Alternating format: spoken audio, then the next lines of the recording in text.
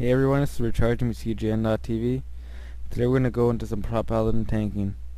We're going to do some single targets, some AoE targets, specs, talent abilities, glyphs, gemming, enchants, and all that good stuff. So first of all, we're going to start with my talent tree. I'm not going to go into every detail of every single talent that you should choose, but I'm pretty much going to go through the basic talents that most Prot Paladins pretty much need. And I'm sure many of you are already questioning why I'm not spec'd into Eternal Glory and Guarded by the Light.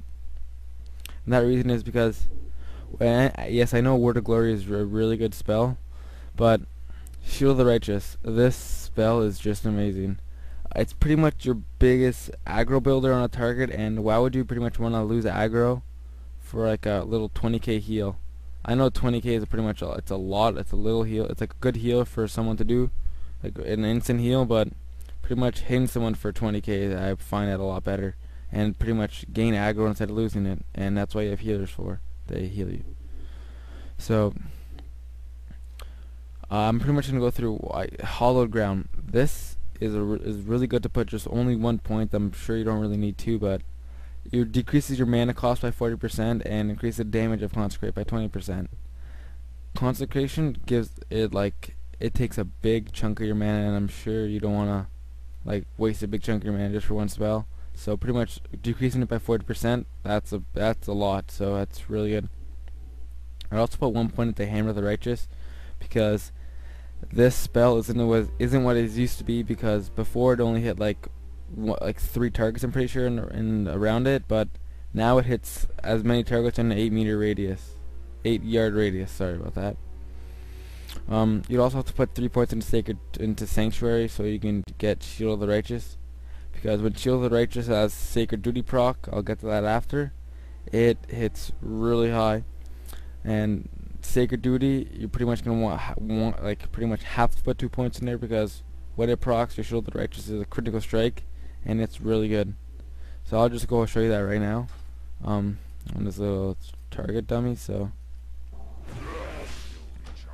just gonna get 3 holy power points, so I can show you. See, Sacred Duty is proc. I have a power order for that, so Sacred Duty. I missed, that's pretty embarrassing. I missed, so the proc is gone, so see, that was 8k without a proc. And then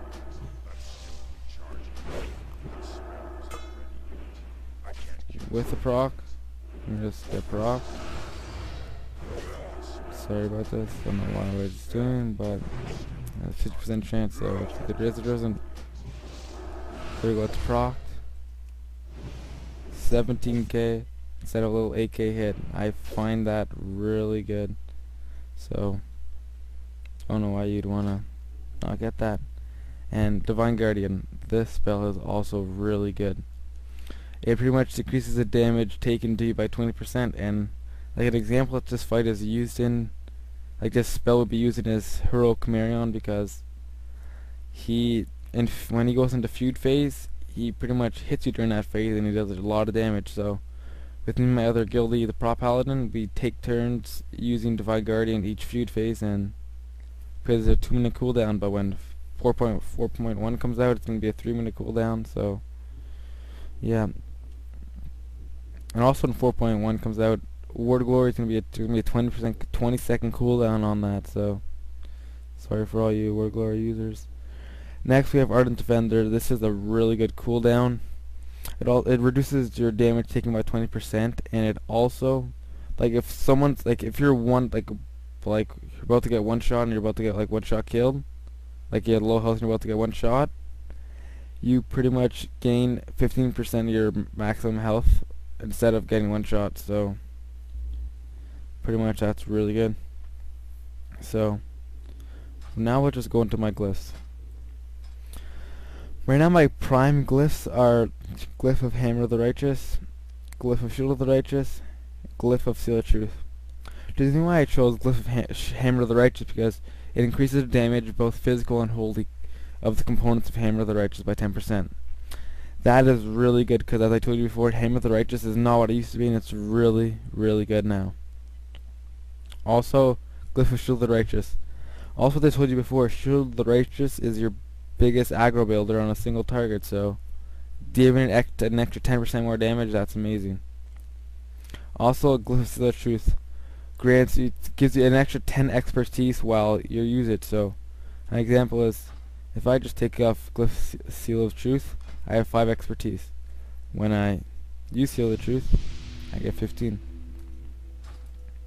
So, my glyphs are okay. Now I'll show you my minor glyphs. I have Glyph of Lay on Hands, Glyph of Dazing Shield, and Glyph of Holy Wrath. I've got Glyph of Lay on Hands because it gives it spell. It reduces the cooldown of your spell by 3 minutes, and that's a lot of time. And you might be able to use it twice, but I'm not sure if you get into a 7-minute fight because the boss will probably berserk by then.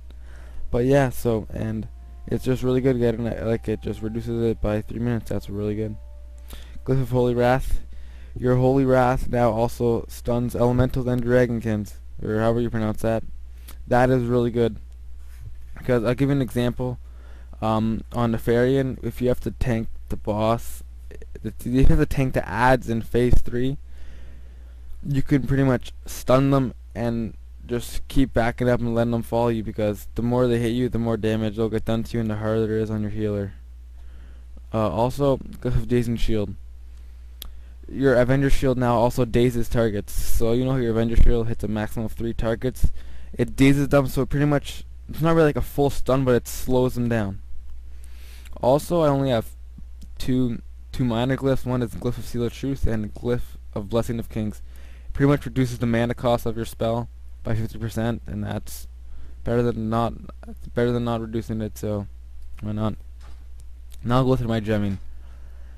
My gemming and enchant. Right now my gemming is for my Dragon Bone at Warhelm. I pretty much have 81 stamina and 2% extra armor value. That is really good because I don't know what else the tank would need instead of stamina. Instead of like crit, you really don't want to put that or strength because you're a tank. That's pretty much for ret. Also, I also have 20 parry and 20 mastery because pretty much this is what a tank needs: mastery, dodge, and parry. Those are the 3 things that a tank needs, and also block. But those are pretty much the 3 main things, and hit chance. But also, my enchant is 90 stamina and 35 dodge rating. You can get that from, I'm pretty sure you go to Vash here and then get the enchant there. I think it's 120 gold, but it's worth it. This you don't really have a gemming or anything. My Pauldrons of the Apocalypse, I pretty much have it enchanted 45 stamina and 20% dodge rating, because I'm not exalted with Therazan yet. I'm about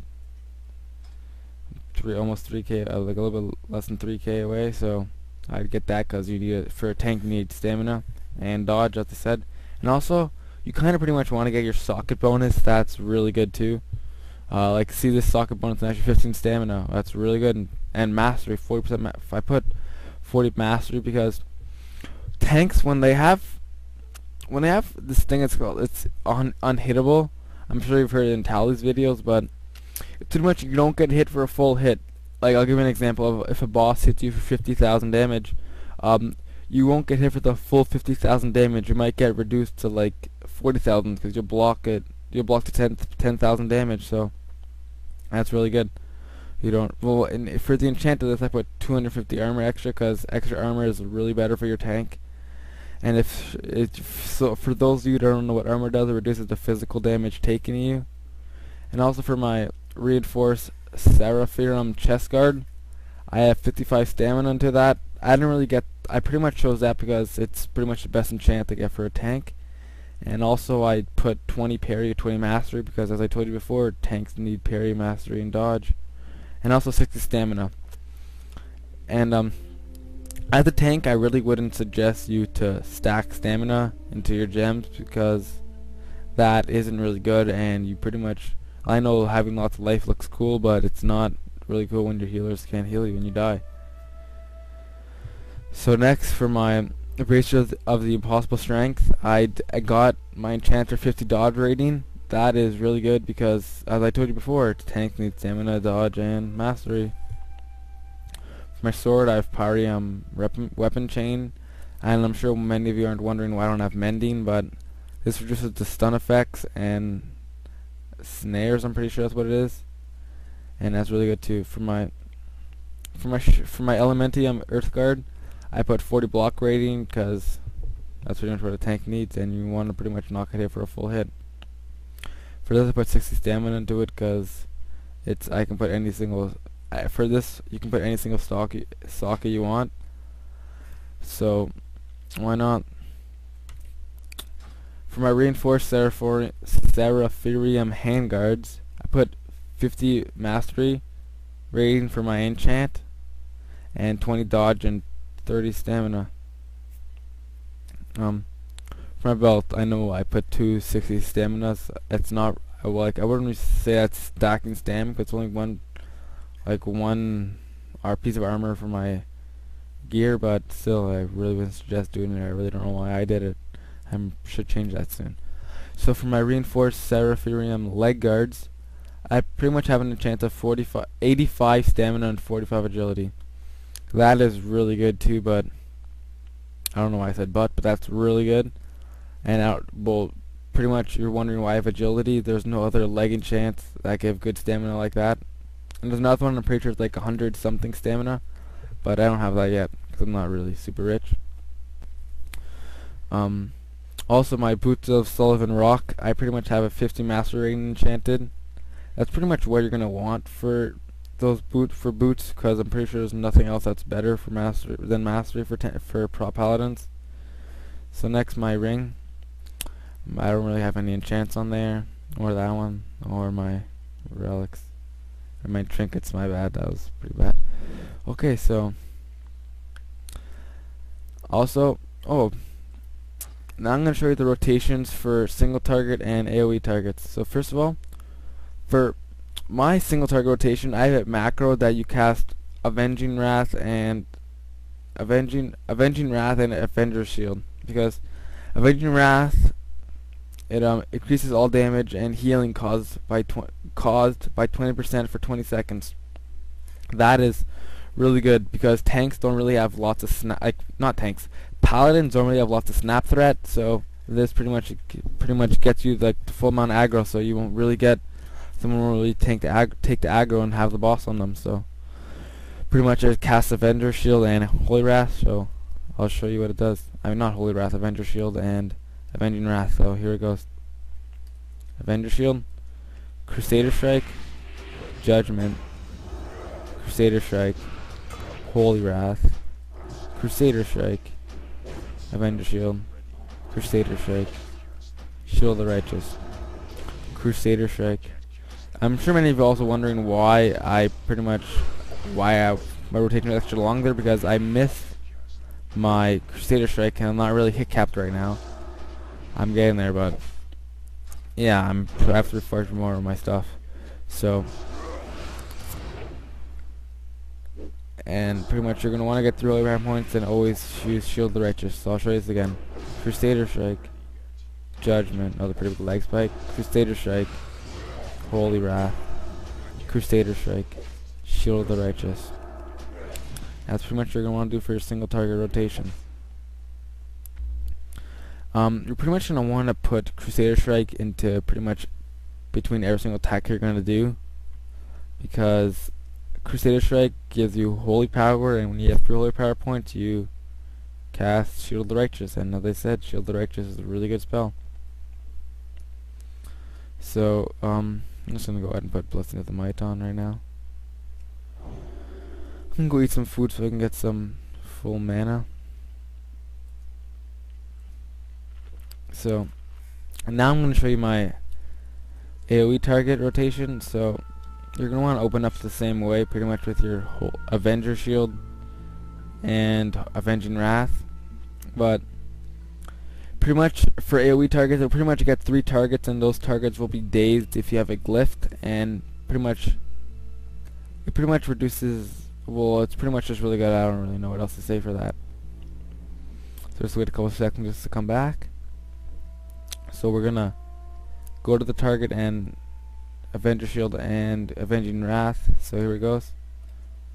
And then Hammer of the Righteous, Holy Wrath, Hammer of the Righteous, Judgment, Hammer of the Righteous, Crusader Strike, Hammer of the Righteous, Avenger Shield, Hammer of the Righteous, Consecration, Hammer of the Righteous, Shield of the Righteous. Whoa, I missed that.